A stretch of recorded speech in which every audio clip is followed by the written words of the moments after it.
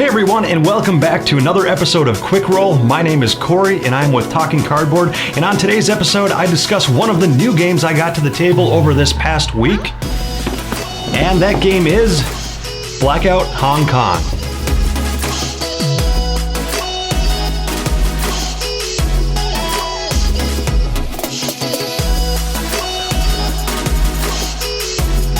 So, Blackout Hong Kong is published by Peickert and is from designer Alexander Pfister, one of my favorite designers. That is a new designer to me. I've played a few of his games recently, Great Western Trail. I have Mombasa in my collection, and he's been really one of my upcoming favorite designers. This game is played 1 to 4 players, 75 to 150 minutes, so it is a little bit on the longer side. That is actually one of my cons that I'm going to get into a little bit later, but there is a whole lot of pros to this game as well.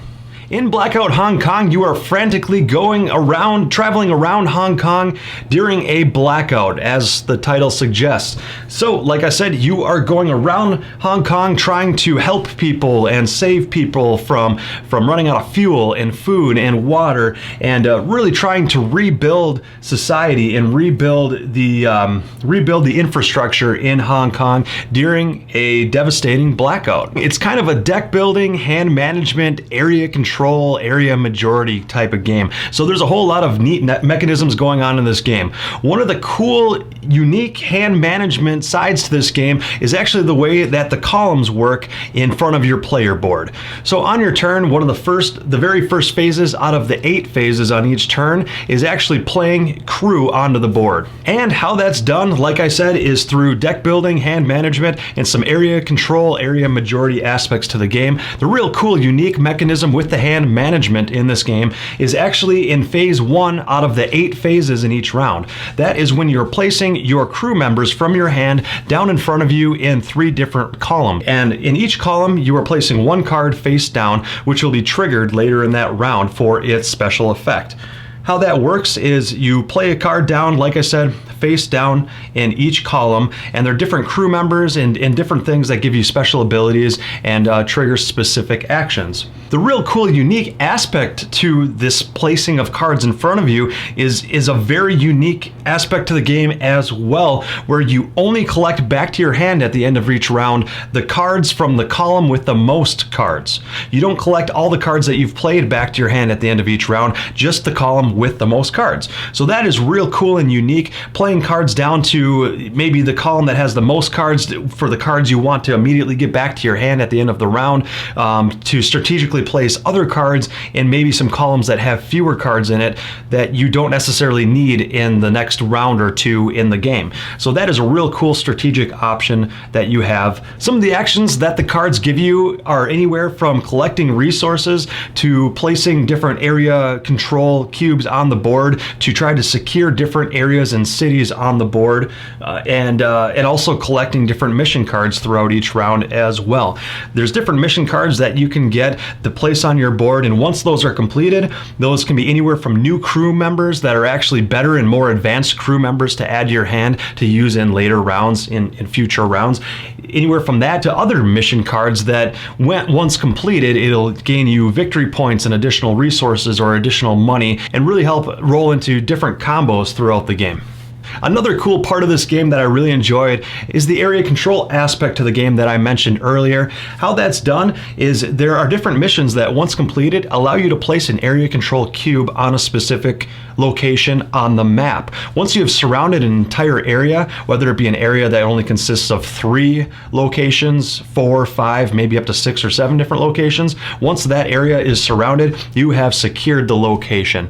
You don't have to be the one to secure it to gain a benefit from it, though. That's something that's really cool in this game, is that you can contribute to securing locations and securing areas to gain bonus victory points from it, but you don't necessarily have to be the one to place the last area control cube on it to secure that location. If you are the one to place that last area control cube to the board, you do secure that location, which gives you a great benefit, which I'll get into in a second. But at the same time, if you are a contributing factor to that area that you're looking to secure a location, but you aren't the final you aren't the person who completely secured that location, you still gain victory points by however many locations you contributed to securing that area. A little bit confusing, but it boils down to adding a strategic element to the game that I find real unique. I know I use unique quite a bit, but this game has a couple different unique things that I really did enjoy, and that is one of them. You can gain benefits and almost piggyback off of other people's decisions and other people's strategic whereabouts that you can find on the board. If you see somebody who's real close to securing a location, you can go ahead and jump on in there and place some of your area control cubes on there just to piggyback off of their victory points and gain some for not really doing a whole lot. That's a real cool element. The other thing that's really cool is actually if you are the one who did secure the location, you get to place a house onto the map from the side of your board. What that does is it'll give you options of which house to place. Depending on which house you place on the board, reveals a spot on your board as an additional checkmark action that can be triggered at the end of each round. Those checkmark actions are real powerful because they're additional bonus actions that nobody else has or that only a few people have access to, depending on which actions they decided to reveal. So that adds a whole lot of flavor to the game as well. A lot of the mission cards that you complete have a check mark action that you can add to the side of your board. So for example, there are mission cards that once completed, you move it to the side of your board where that action column or that check mark action column is, and those actually become additional optional actions you can benefit from at the end of each round as well. So that's really neat too. Also, you're balancing resources that are necessary to complete some of these missions and goals, anywhere from building up schools to building new infrastructure to helping people in the hospital, which I'll get into actually in a second as well. There's a hospital element to this game, which is really cool too. But there is a resource rondelle wheel that you can use your crew members to gain benefits and to gain resources depending on which dice were rolled for those resources. You always have options to all the resources. You just might have to spend some victory points to get some travel vans to get to different locations to get the necessary resources. So you pretty much always have the resources necessary and available to you that you need. You just might have to spend some victory points to get there. But that's real cool depending on if you want to get the travel vans early and lose those victory points early on to get the resources you need, or to maybe push your luck with waiting to future rounds to get those resources at a 0 victory point cost rather than losing victory points. There are these different tiles you can scout on the map, which are a lot of fun too. You never know what you're going to get. After all, it is a blackout, so you can't really see where you're going or where you're navigating. So you can scout these different locations for these different bonuses, which can give you various things as well. So that's real cool. And like I alluded to earlier, there is a hospital location off to the right side of everyone's board.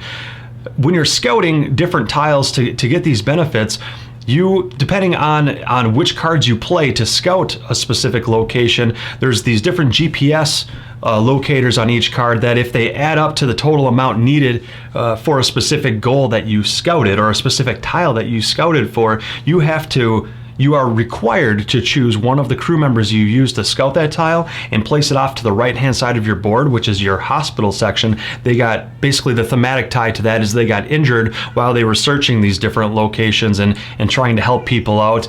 And the only way to get them back is by using your doctor to actually gain them back to your hand. Depending on which person you choose to heal in the hospital to have come back to your crew, those will give you victory points based on however many victory points are shown on that specific crew member card. But that is real cool as well. So like I said, there's a whole lot going on in this game. It is a medium to heavyweight game. Definitely not Alexander Pfister's heaviest game, and definitely not the heaviest of echelon of games that you'll find in stores. But it may seem like that way at first. When reading through the rule book, it is kind of hard to read through at first and really understand what's going on. You might kind of get turned off by it just by some of the confusion points that may arise initially. But after playing 1 or 2 rounds through the game, you will really grasp the core concept and what's going on, and this game just really shines and the engine turns and your brain starts going with all these different options you've got, and you can make a whole lot out of your turns depending on previous choices that you had made throughout the game. So that is a whole lot of fun. So my thoughts after one play, my initial impressions on the game are actually real high. It's real great. This game is a lot of fun. It's definitely a great strategy game. Actually, funny story, I was very close to not purchasing this game and not even giving it a try because of a lot of the negative reviews that I had read online.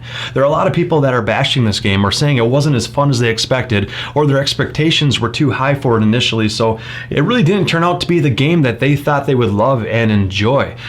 The graphic design isn't very great. The artwork is okay, but so that's a little bit of a detractor. But the gameplay is real strong in this game. The strategic elements and the card play is real nice and crafty, and it flows very well. And like I said, from a lot of the negative reviews that I had read online, it really kind of turned me off and really lowered my expectations quite a bit, to the point where I almost did not buy this game to try it, which I would have been really saddened by if I hadn't. There are some positive reviews online for this game as well. For whatever reason, I found a lot of the negative ones. I don't know if there are more negative reviews to this game that I read versus the positive or not, but having said that, I am very glad I picked up this game and gave it a shot. I was not disappointed, and I am really looking to get to the table again here real soon to explore it more and to find out what else is in this game. I can see the depth in this game and where it can really shine after multiple plays. I don't know where the staying power is going to be with replay value after so many plays, maybe given 4 or 5 plays. We'll see how that goes. I don't know if there's an expansion in the works or not, which can definitely add a lot to this game as well. But I am extremely excited to keep diving into this game further. And like I said, if you are watching this review, or if you've read or watched other reviews that have maybe been more negative, I would lean more toward the positive reviews on this one. If you are a strong Eurogamer, you like strategy games, you like something that's a little bit unique in the market and a little bit different to some of maybe the other games you've played by Alexander Pfister or other Euro game designers, I would give this game a shot. I would not let the negative reviews detract you from it. It's definitely not going to be for everyone, but if from what I've said here really shines through to you and you can see that this might be a style of game that you would enjoy, I would definitely pick it up and give it a try. Alright, so that pretty much wraps it up for today's episode of Quick Roll on the new board game, or the new to me board game, Blackout Hong Kong. I hope you all enjoyed, and until next time, you all have a great day.